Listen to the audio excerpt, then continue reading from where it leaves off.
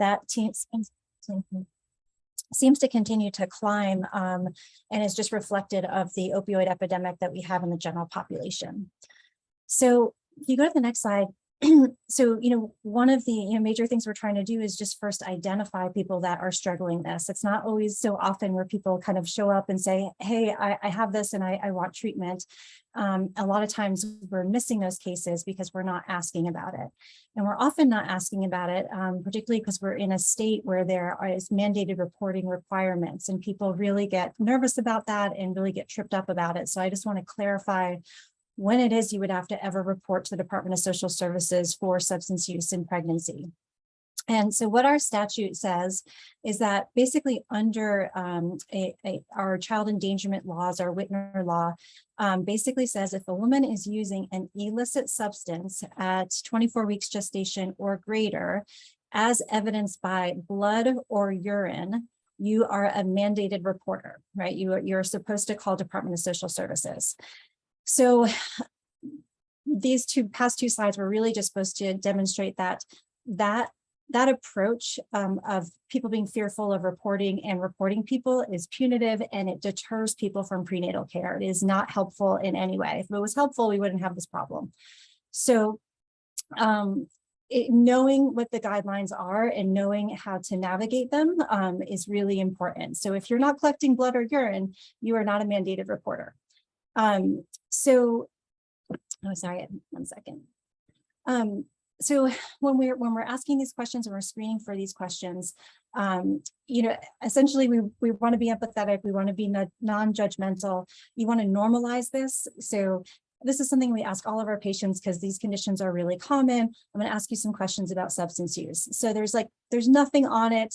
It's totally normal. It's part of routine care. Next slide. The best screening, I think, is actually to use a standardized rating scale, because then you're asking every single patient the same questions in the same way every single time. So you can have patients fill out their own assessments. What we have in the state of South Carolina is kind of a universal screening tool, and I'll talk about that in a second. But what it contains is the 4 Ps, which is screening for substance use in pregnancy. I'll talk about that in a little bit, what that looks like. But it's a really good, it's a very sensitive screen. So you're going to pick up a lot on that. And then it has to be followed up with kind of a more detailed interview to get kind of the specificity around substance use. So if you go to the next slide, so if people aren't aware of this, our state kind of put together this universal screening tool for substance use, for mood and anxiety, and also intimate partner violence. And so the 4 Ps are: do your parents use substances? Do your peers use substances? Does your partner use substances? And have you used in the past month? That's what the 4 Ps are. So that screening is pretty quick. It gets you to an understanding of what might be happening in those areas. The brief intervention is really around finding what are the things that are going to motivate this person towards change. And we kind of touched on that a little bit in our discussion. But that is the key ingredient to get from someone from screening to treatment.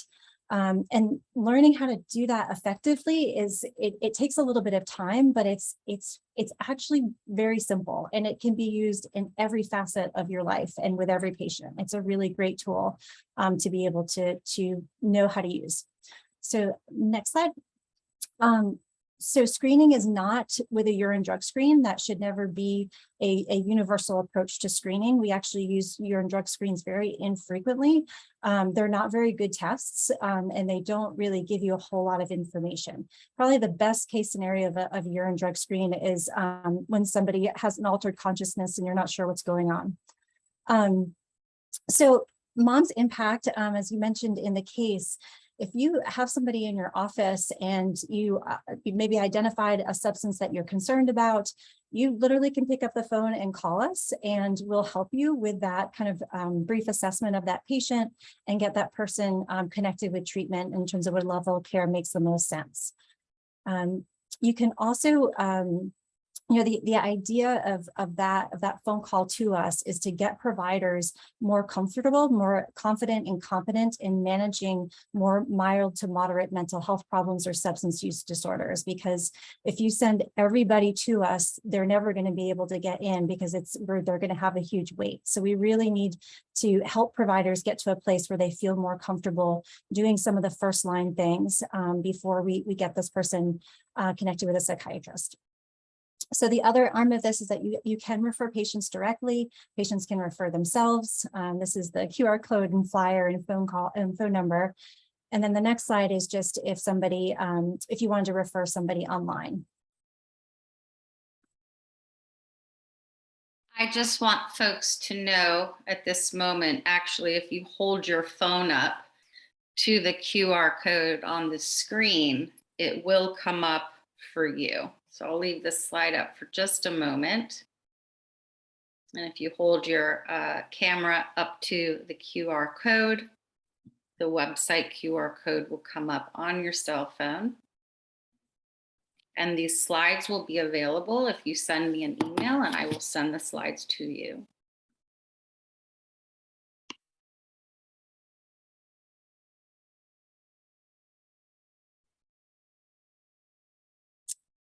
Great. If you go to the next slide, that would work. So just a little bit of background. Opioid use disorder in pregnancy has increased about fourfold over the past decade. So it is something that we're seeing much more frequently. And if you go to the next slide, really the standard of care is, as we mentioned, is having people on medications for opioid use disorder, such as methadone or buprenorphine, in combination with therapy and relapse prevention therapy. And the reason why these medications, and this is a little bit older data, but we see it over and over again, why we want people on these medications is because it decreases mortality. So it's going to decrease opioid use, overdose deaths, overall mortality. We've also seen these medications to decrease criminal activity and transmission of infectious disease. We've also seen them increase people's social functioning, employment, and retention and treatment. Just as Liz was talking about, this person got started on this treatment and suddenly she's got some stability in her life. She's not spending her day looking for heroin and getting heroin and on the clock to make sure she's taking heroin at the right time so she doesn't get sick. Instead, she can actually focus on stabilizing her housing and whatever it is she needs to get her kid back. And that's what these medications essentially do. So naltrexone is a medication that we don't use in pregnancy, but essentially what it is it's blocking the mu opioid agonist, mu opioid receptor. So if you were to take another opioid with that medication on board, that opioid would not work on the receptor. If you hit it against, that will be a little bit animated. So that's what would happen if you took another opioid. Buprenorphine is a really unique and interesting drug in that it's going to bind to the mu opioid receptor, but only activate that receptor a little bit. And if you hit it again, I don't know what happens with the ball, it doesn't necessarily kick off an opioid. Actually, if an opioid came on board, you would still get a little effect from that opioid in terms of pain benefit. And then lastly, and we'll talk more about that in just a second, lastly is methadone. That's a full mu opioid agonist that is going to activate those mu opioid receptors a lot. So if you go to the next slide, I just want to mention how buprenorphine works, because if you know how it works, then you can better manage people's pain and you can better manage other medications and make sure that we're not precipitating withdrawal. So buprenorphine is really interesting in that it's got this super high affinity for mu opioid receptors. So, which basically means if there are competing opioids in a synapse for that mu opioid receptor, buprenorphine is going to win. It's like a magnet to that receptor in comparison to other opioids. Next slide. And once it attaches to that receptor, it's really slow to come off. And so, just knowing that if it's got there, it's going to be there for a while. So again, it kind of outcompetes any other opioid that might be in the system. Next slide. So one of the things I talked about is that when that buprenorphine binds to the receptor, it's only activating that receptor a little bit, as opposed to a full mu opioid agonist that if you continued to dose, you would continue to activate those receptors. And what that means is that if you're on a full opioid agonist like heroin, and you continue to dose yourself, you can overdose yourself because you'll keep activating all those mu opioid receptors. That is actually not the case with buprenorphine. You could dose buprenorphine over and over and over and over again, and you will only activate those receptors to a certain level. There's a ceiling effect. So you cannot overdose on buprenorphine alone. Sure, if you add some benzos and some other full opioid agonists, there's a possibility, but buprenorphine by itself would not cause somebody to overdose because there's a ceiling effect. So when we talk about this precipitated withdrawal, what's really going on here is that person had a full mu opioid agonist on board and was getting activation, a lot of activation from those mu opioid receptors. And then you added in buprenorphine, which, as I mentioned before, is going to, it's competitive. It's going to compete with that other drug. It's going to kick it off the receptor and it's going to bind to the receptor, but it's only going to activate that receptor a little bit. So what that means, so that delta, that difference between their full mu opioid agonist that they were having before that was hitting on those opioid receptors is now down to here. That activation is down to here. And what's in between is the precipitated withdrawal. So that's why they are going into withdrawal, because you're not activating their mu opioid receptors in the same way. So that's why we have to wait for people to get into withdrawal before we dose them with buprenorphine, and then it will stabilize out. So next slide. I think I kind of said all that. We can go to the next one. So here are just some kind of clinical pearls for managing buprenorphine during pregnancy or during labor and delivery and postpartum. One thing I should mention is that both methadone and buprenorphine over the course of pregnancy, the levels will actually drop. And we had that really nicely mapped out for buprenorphine, where literally the dosing protocols for, methadone, the dosing protocols for methadone are pretty standard, and you're going to up somebody's dose as they go through pregnancy. Buprenorphine, there isn't a standard yet because it hasn't been around long enough to just have a standard protocol. And so, but we are upping the dose of buprenorphine in pregnancy in response to cravings. And it's a really just important thing for patients to know that over time, they're going to need to increase their dose of these medications to get the same effect, because physiologically, the levels are getting lower as you're going through pregnancy. So it's just an important thing to know. And then we readjust in the postpartum period so the person's not overly sedated. So we want women to stay on methadone and buprenorphine throughout their entire pregnancy, throughout labor and delivery, and the postpartum year.